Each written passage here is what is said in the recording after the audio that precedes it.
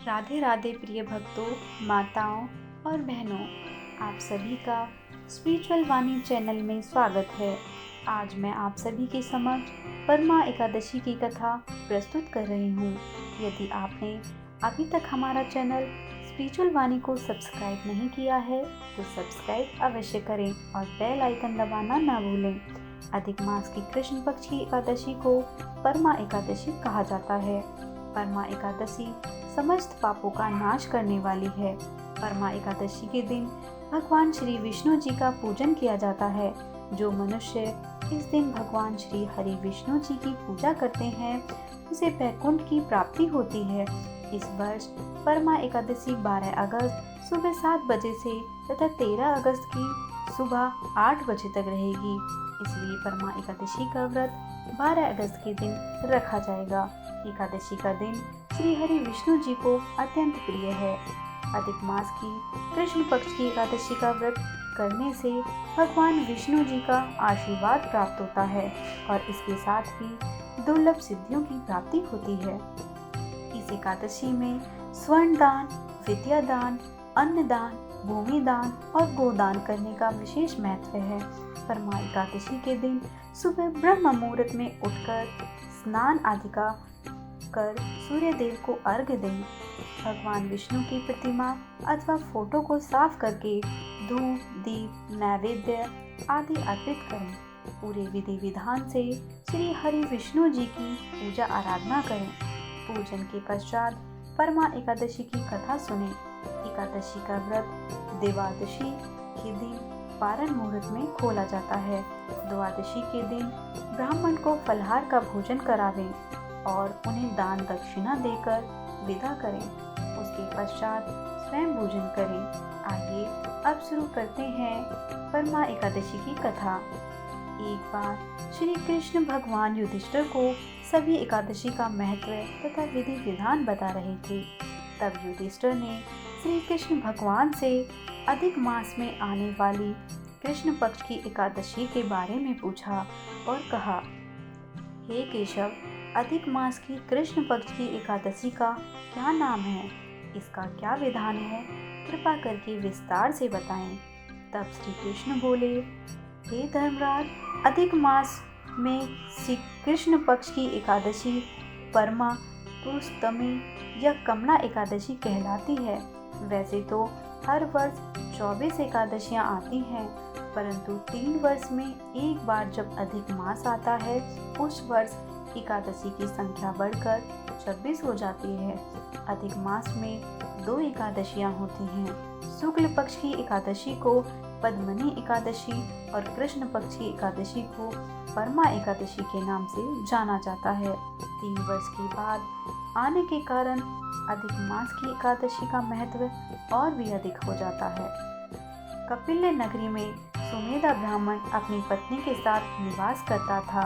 ब्राह्मण बहु धर्मात्मा तथा उसकी पत्नी पतिव्रता स्त्री थी। वह परिवार बहुत सदाचारी तथा धर्म कर्म में विश्वास रखने वाला था। दोनों पति पत्नी स्वयं भूखे रहकर भी अतिथियों की सेवा पूरे मन से करते थे। धन की कमी के कारण एक दिन ब्राह्मण ने अपनी पत्नी से कहा, हे प्रिय, मैं धन कमाने के लिए प्रदेश जाता हूँ। इतने कम धन में गृहस्थी का गुजारा नहीं चलता। मैं कुछ समय के लिए परदेश जाकर धन कमा लूँगा, फिर वापस आकर हम खुशी खुशी अपना जीवन व्यतीत करेंगे। मेरे पिछले से तुम अपना ख्याल रखना। ब्राह्मण की पत्नी ने कहा, मनुष्य जो कुछ पाता है वह अपने भाग्य से ही पाता है। अवश्य ही हमने पिछले जन्म में कुछ बुरे कर्म किए होंगे जिसके परिणाम स्वरूप हमें यह गरीबी मिली है। अतः ही नाथ, यहीं रहकर अपना ध्यान अच्छे कर्मों में लगाइए। बाकी जो प्रभु की इच्छा होगी वही होगा। पत्नी की बात ब्राह्मण को जच गई और उसने परदेश जाने का विचार त्याग दिया। एक दिन संयोगवश कौंडिल्य ऋषि वहां से गुजर रहे थे। तब ब्राह्मण के आग्रह पर कौंडिल्य ऋषि ब्राह्मण के घर पधारे। ऋषि कौंडिल्य को अपने घर में देखकर दोनों पति पत्नी अति प्रसन्न हुए। उन्होंने कौंडिल्य ऋषि की खूब आवभगत की। उनका सेवा भाव देखकर कौंडिल्य ऋषि बहुत प्रसन्न हुए और पति पत्नी द्वारा गरीबी दूर करने का उपाय पूछने पर कौंडिल्य ऋषि ने उन्हें मल मास के कृष्ण पक्ष में आने वाली परमा एकादशी का व्रत करने की सलाह दी। परमा एकादशी के दिन प्रातःकाल नित्य कर्मों से निवृत्त होकर विधान पूर्वक पंचरात्रि व्रत को आरंभ करना चाहिए। जो मनुष्य 5 दिन तक निर्जल व्रत करते हैं वे अपने माता पिता और पत्नी सहित स्वर्ग लोक को जाते हैं। जो मनुष्य 5 दिन तक संध्या को भोजन करते हैं वे स्वर्ग को जाते हैं। जो मनुष्य स्नान करके 5 दिन तक ब्राह्मणों को भोजन करवाते हैं वे समस्त संसार को भोजन करवाने का फल प्राप्त करते हैं। और जो मनुष्य इस व्रत में आशु दान करते हैं उन्हें तीनों लोगों को दान करने का फल मिलता है। जो मनुष्य इस व्रत में तिलों का दान करते हैं वे तिल की संख्या के बराबर वर्षों तक वैकुंठ लोक में निवास करते हैं। जो मनुष्य घी पात्र का दान करते हैं वह सूर्य लोक को जाते हैं। जो मनुष्य 5 दिन तक ब्रह्मचर्य पूर्वक रहते हैं वे देवांगनों के साथ स्वर्ग हो जाते हैं। अतः हे ब्राह्मणी, तुम अपने पति के साथ इस पावन व्रत को धारण करो, इससे तुम्हें अवश्य ही सिद्धियां और अंत में स्वर्ग की प्राप्ति होगी। यह एकादशी धन वैभव देती है तथा पापों का नाश कर उत्तम गति भी प्रदान करती है। धनाधिपति कुबेर ने भी इस एकादशी व्रत का पालन किया था, जिससे प्रसन्न होकर भगवान भोलेनाथ ने उन्हें धनाध्यक्ष का पद प्रदान किया। कौंडिल्य ऋषि की बातें सुनकर दोनों पति पत्नी आनंदित हो गई और समय आने पर सुमेधा और उनकी पत्नी ने विधि पूर्वक इस एकादशी का व्रत किया, जिससे उनकी गरीबी दूर हो गई और पृथ्वी पर कई वर्षों तक सुखपूर्वक जीवन व्यतीत करने के पश्चात वह दोनों श्री विष्णु भगवान जी के उत्तम लोक को प्रस्थान कर गए। अतः युधिष्ठिर, जो भी मनुष्य विधि पूर्वक इस व्रत को करता है भगवान विष्णु उसका सदैव कल्याण करते हैं। कथा समाप्त। अब मैं आप सभी के समक्ष परमा एकादशी की दूसरी लोकप्रिय कथा प्रस्तुत कर रही हूँ। प्राचीन काल में वज्रवाहन नाम का एक दानी तथा प्रतापी राजा था। वह प्रतिदिन ब्राह्मणों को गौदान में देता था।